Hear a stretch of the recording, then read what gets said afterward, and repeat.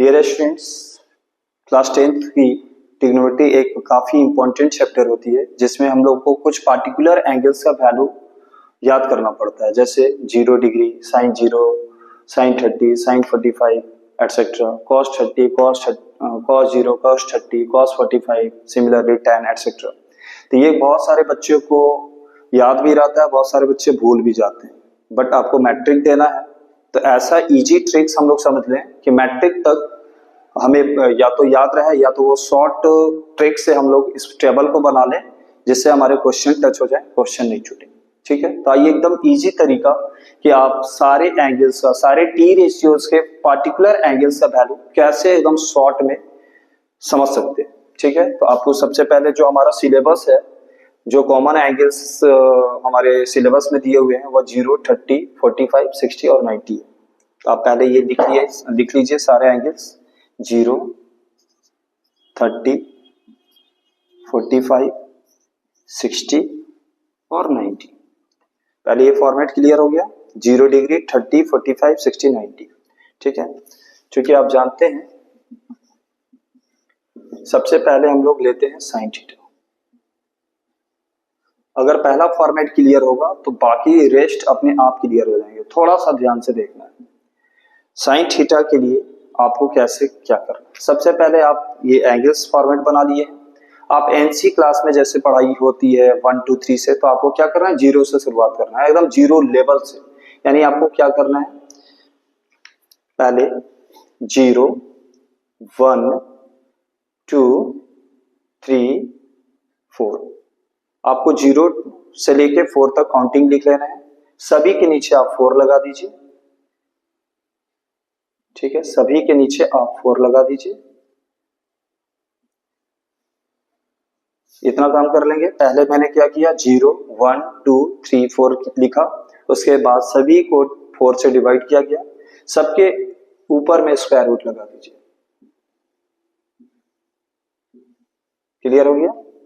आप इसको एग्जाम में शॉर्टली बना सकते हैं। अब इसका वैल्यू आप लिख दीजिए 0/4 = 0। ये दोनों परफेक्ट स्क्वायर नंबर है, तो 1 का परफेक्ट स्क्वायर 1 होगा, 4 का जो होता है वो 2 होता है।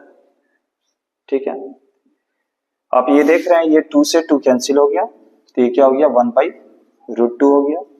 आप देख सकते हैं कि 4 जो है परफेक्ट स्क्वायर है, 4 परफेक्ट स्क्वायर है, तो ये √3/2 हो गया।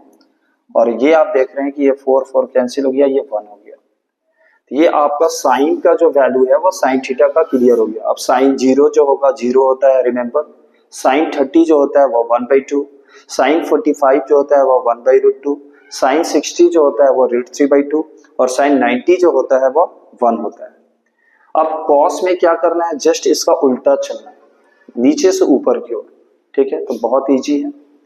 कॉस थीटा तो क्या हो जाएगा, जस्ट इसको उल्टा आपको लिख देना है। सबसे पहले 1 लिखेंगे, फिर क्या लिखेंगे, √3/2 लिखेंगे, फिर क्या, ये दोनों सेम होता है, साइन 45 और कॉस 45 दोनों ही 1/√2 होता है।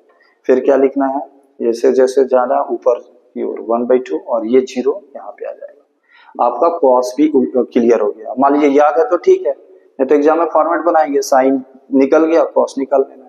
टैन बहुत ईजी होता है। टैन थीटा क्या होता है, तो टैन थीटा = होता है sine theta by cos theta. तो साइन बाई कॉस 0/1 लिखेंगे, तो आप 0/1 लिखेंगे तो क्या पाएंगे, 0 ही पाएंगे। उसी प्रकार से इन दोनों को डिवाइड करेंगे तो 2 कैंसिल होगा, तो ये 1/√3 हो जाएगा। ठीक है ना, तो ये फ्रेश कर लेते हैं हम लोग 0, ये हो जाएगा क्या, 1/√3। ये दोनों सेम है, सेम चीज डिवाइड होता है तो 1 होता है। ठीक है, तो tan 45 जो हो गया वो कितना हो गया, 1। ये जो है 2 डिवाइड हो गया तो ये √3 हो जाएगा। और एनी नंबर डिवाइडेड 0 क्या होता है, इनफिनिट। एक पॉइंट आप याद कर लीजिए, 0/any नंबर अगर रहेगा तो वो 0 होगा, बट एनी नंबर बाई 0 रहेगा तो वो इनफिनाइट होता है, नॉट डिफाइन होता है, मीनिंगलेस होता है। ये चीज आपको याद रखना है। ठीक है, एक एग्जांपल तो कहा जाता है ये 3 जिसको क्लियर हो गया, रिमेनिंग 3 टी रेशियोज अपने आप क्लियर हो जाएंगे। तो बहुत ही इजी होता है याद करना। अगर आप 2 मिनट समय देंगे तो तुरंत याद हो गया, साइन 0 0, साइन 30 1/2, साइन 40 1/√2, साइन 60 √3/2 और साइन 90 1।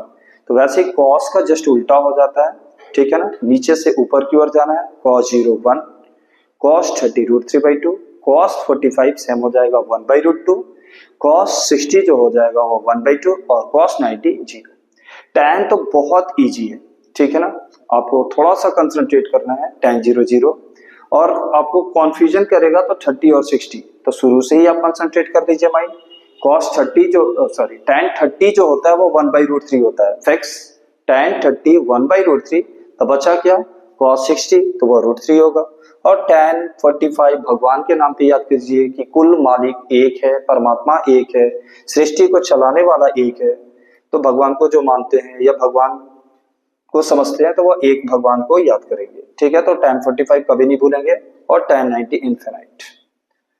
अब जस्ट उल्टा कर देना है, साइन थीटा का रेसिप्रोकल क्या होता है cosec थीटा, तो इसका जस्ट उल्टा होता है, इसके नीचे कुछ नहीं है तो 1 है, तो 0/1 तो 0 होता है, लेकिन इसको रेसिप्रोकल करना है 1/0। मैंने उदाहरण दिया कि 0/any नंबर 0 और any नंबर बाई 0 इनफिनाइट, तो cosec 0 इनफिनाइट हो जाएगा, क्योंकि साइन का रेसिप्रोकल होता है cosec। ये 1/2 है तो ये 2 हो जाएगा, ये 1/√2 है तो ये √2 हो जाएगा, ये √3/2 है तो ये 2/√3 हो जाएगा, और ये 1 है तो वो 1 का 1 ही रहेगा, ठीक है ना। ये सामने सामने कर लेते हैं। वैसे हमारा cos का रेसिप्रोकल sec थीटा होता है, ये क्या है 1 है तो 1 का रेसिप्रोकल 1 होगा, ये जस्ट उल्टा हो जाएगा 2/√3 हो जाएगा, ये 1/√2 है तो ये √2 हो गया, ये 1/2 है तो ये 2 हो गया, और यहाँ 0/1 है तो 1/0 नॉट डिफाइंड रेसिप्रोकल, और लास्ट जो होगा वो tan का हो जाएगा, सॉरी cot।